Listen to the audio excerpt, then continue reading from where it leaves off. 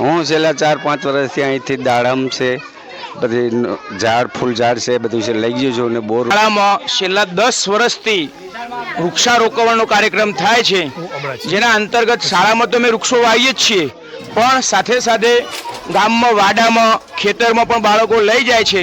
જે અમને અનુભવ એવો મળ્યો છે કે હાલ એ ઝાડ ફળ પણ આપવા માંડ્યા છે. આ એક રણિયામણું કામ અમે કરી રહ્યા છીએ. અને અત્યારે તો એક કાર્યક્રમ ચાલુ છે કે એક પેડ માં કે નામ અંતર્ગત અમે દરેક બાળકને 2 વૃક્ષો આપ્યા છે.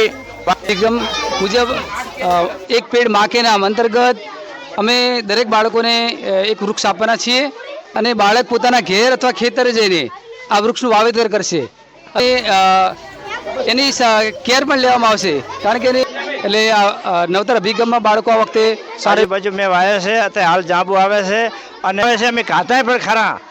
આ શાળામાંથી લઈને